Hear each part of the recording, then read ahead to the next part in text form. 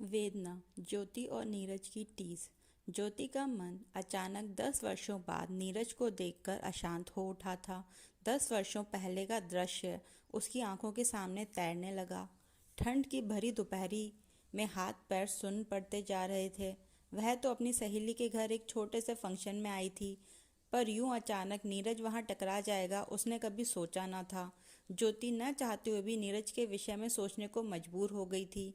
क्यों मुझे बिना कुछ कहे छोड़कर चला गया था वह? क्यों मुझे एहसास कराया उसने अपने प्यार का? क्यों कहा था कि मैं हमेशा साथ दूंगा? आखिर क्या कमी थी मुझ में? कितने झूठे हो ना तुम, डरपोक कहीं के। आज भी इस बात को सोच ज्योति के चेहरे पर दर्द की गहरी रेखा उभर गई थी।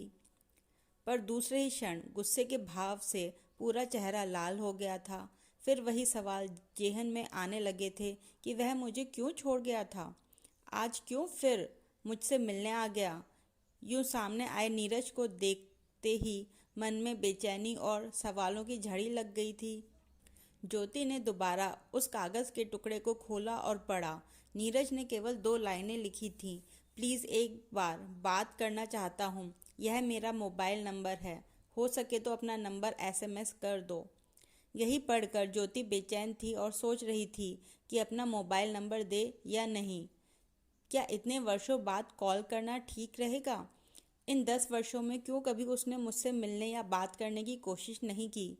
कभी मेरा हालचाल भी नहीं पूछा। मैं मर गई हूँ या जिंदा हूँ, किस हाल में हूँ, कभी कुछ भी जानने की कोशिश नहीं की उसने। फिर क्यों वापस आया है? सवाल कई थे, पर जवाब एक भी नहीं था। जाने क्या सोच ज्योति ने अपना नंबर लिख भेजा। 10 वर्षों पहले सहेली के घर गई थी, वहीं मुलाकात हुई थी। सहेली का रोका था सब लोगों के बीच, जो छिप छिप कर वह ज्योति को देख रहा था। शायद पहली नज़र में ही वह ज्योति को भा गया था, पर न उसने कुछ कहा न ज्योति ने। पूरे फंक्शन में वह ज्योति के आगे पीछे घूमता रहा, लेकिन जब चलने का समय हुआ तो अचानक चला गया था। न तो उसने ज्योति को बाय बोला, न ही कुछ। मन ही मन ज्योति ने उसको खूब गालियां दी।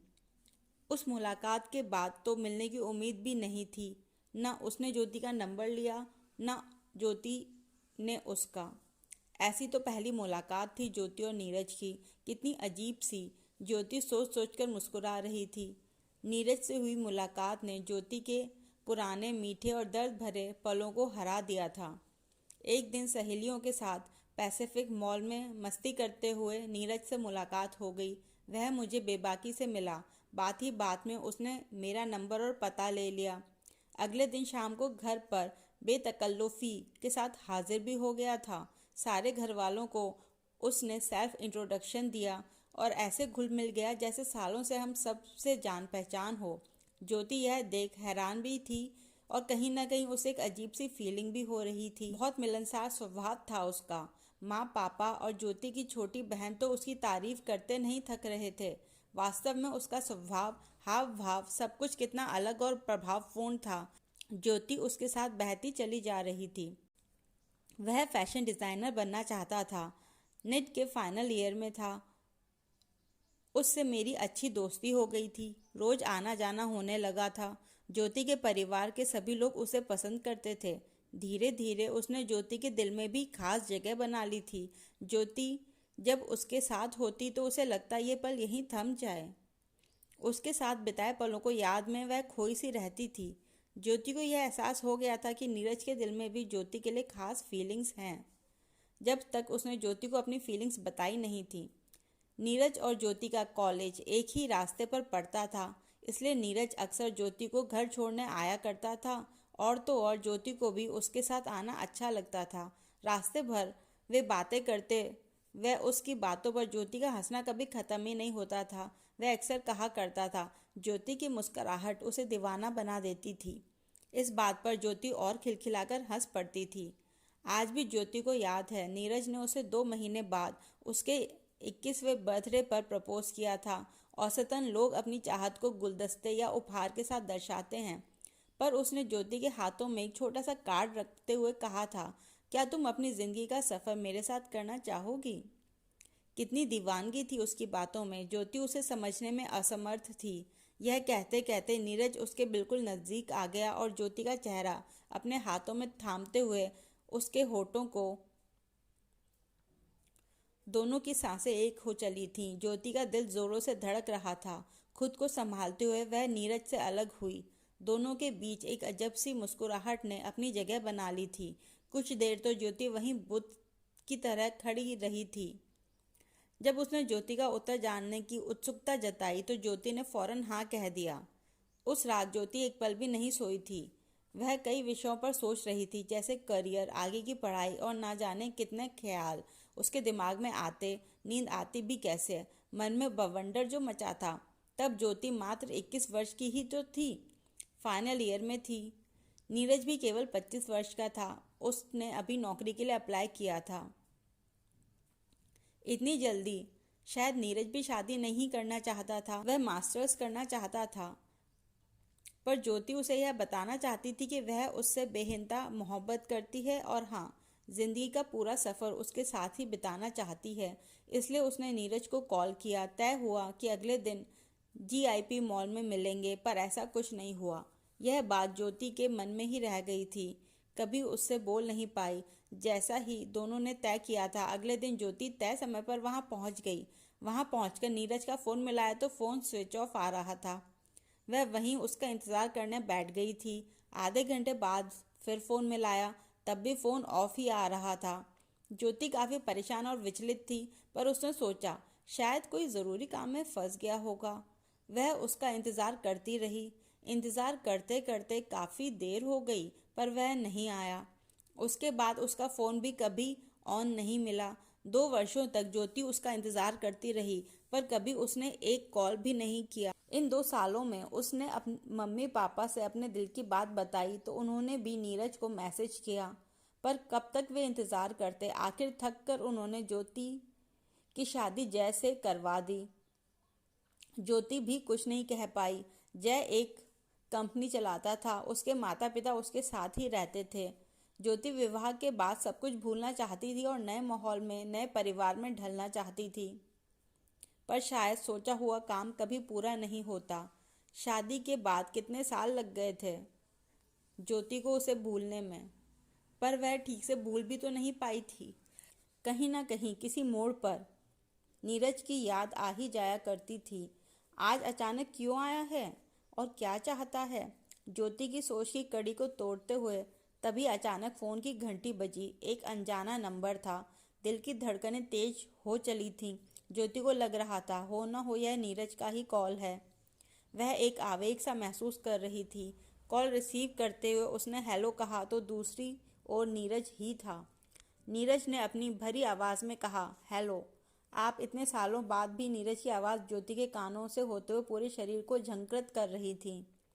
खुद को संभालते हुए ज्योति ने कहा, जी मैं ज्योति, आप कौन? उसने ना पहचानने का नाटक करते हुए कहा। नीरज ने अपने अंदाज में कहा, तुम तो मुझे भूल ही गई हो। मैं नीरज। ओह नहीं, ऐसा नहीं है, ऐसा कैसे हो सकता है? फिर ज्योति ने घबराहट भरी आवाज़ में कहा, तुम भूले या मैं? ज्योति के दिमाग में काफ़ी हलचल थी। उसका अंदाज़ा लगाना भी मुश्किल था। यह नीरज के लिए उसका प्यार था या नफरत, मिलने का उत्साह था या असमंजसता थी। एक मिला जुला मिश्रण था भावों का, जिसकी तीव्रता सिर्फ ज्योति ही महसूस कर सकती थी। कभी कभी यह समझाना कितना मुश्किल हो जाता है ना, कि आखिर किसी के होने का हमारे जीवन में इतना असर क्यों हो जाता है। ज्योति भी एक असमंजसता से गुजर रही थी। खुद को रोकना चाहती थी, पर धड़कन थी कि रुकने का नाम ही नहीं ले रही थी। नीरज ने आगे कहना शुरू किया, इतने सालों बाद तुम्हें देखा, बहुत अच्छा लगा। कल तुम बहुत खूबसूरत लग रही थी। ज्योति अब भी एक गहरी सोच में डूबी हुई थी और एक हल्की मुस्कान के साथ उसने कहा, थैंक्स। मैं भी तुमसे मिलकर खुश हुई, इनफैक्ट सरप्राइज भी हुई। नीरज भाप गया था। ज्योति के कहने का क्या तात्पर्य था? उसने कहा, क्या तुमने मुझे अब तक माफ़ नहीं किया?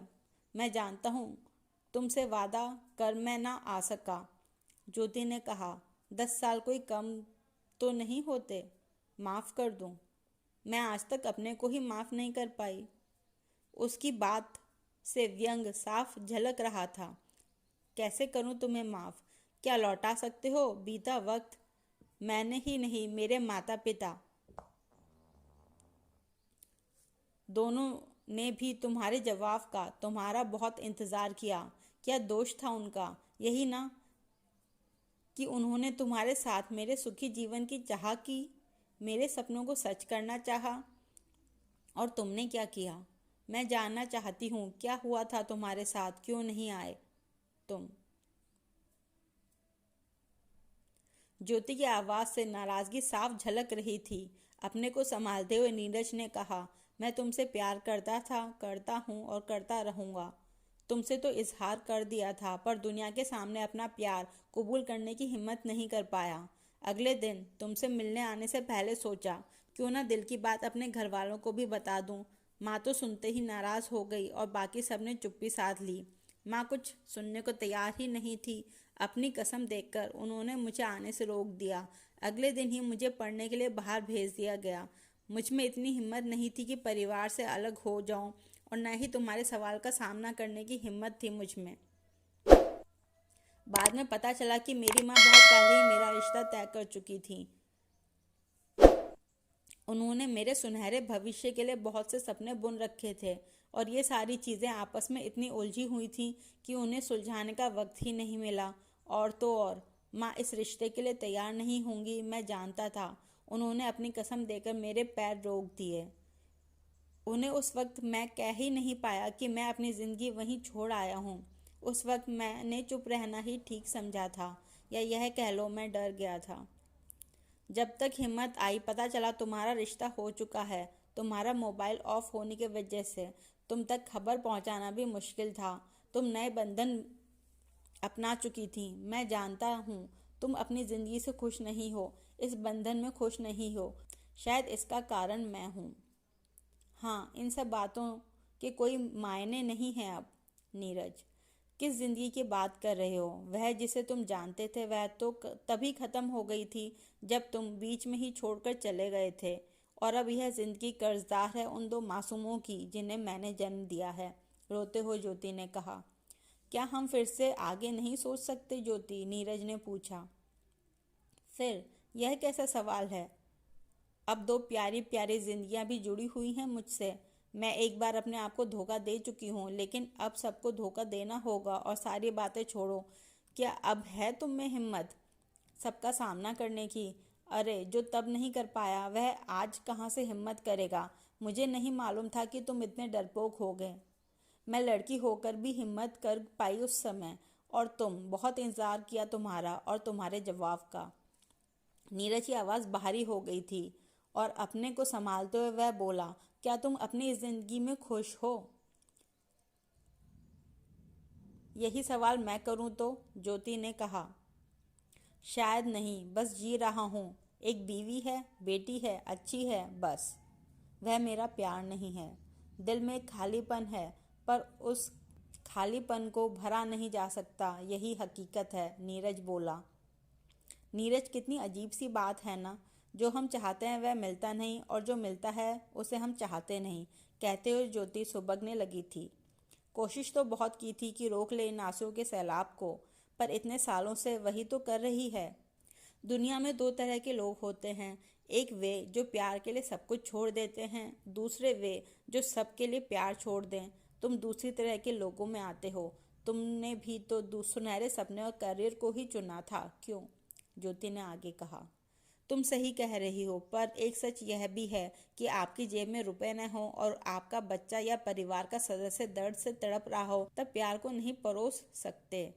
लेकिन तुम्हें कभी भुला नहीं पाया। फिर जिंदगी की आपाधापी में उलझता ही चला गया, पर तुम हमेशा याद आती रही। हमेशा सोचता था कि तुम क्या सोचती होगी मेरे बारे में, इसलिए तुमसे मिलकर तुम्हें सब बताना चाहता था। काश मैं इतनी हिम्मत पहले दिखा पाता। उस दिन जब मिलने वाले थे, तब तुम मुझसे कुछ कहना चाहती थी ना। आज बोल दो, क्या बताना था? ज्योति को भी यह सब जानना था। वह तय नहीं कर पा रही थी कि नीरज को धोखेबाज कहे या इसे उसकी मजबूरी माने। ज्योति ने कहा, वह जो मैं कहना चाहती थी उन बातों का अब कोई वजूद नहीं। ज्योति ने अपने जज्बातों को अपने अंदर ही दफनाने का फैसला किया था।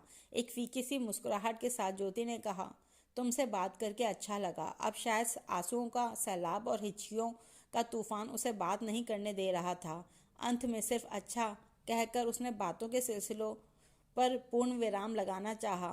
शायद सवाल तो बहुत से थे जेहन में, पर उन सवालों का अब कोई औचित्य नहीं था। नीरज ने हड़बड़ाते हुए कहा, सुनो, एक वादा करो कि तुम हमेशा खुश रहोगी। करो वादा। वादा तो नहीं, कोशिश करूंगी। ज्योति रोए जा रही थी और उसी पल कॉल डिस्कनेक्ट हो गया।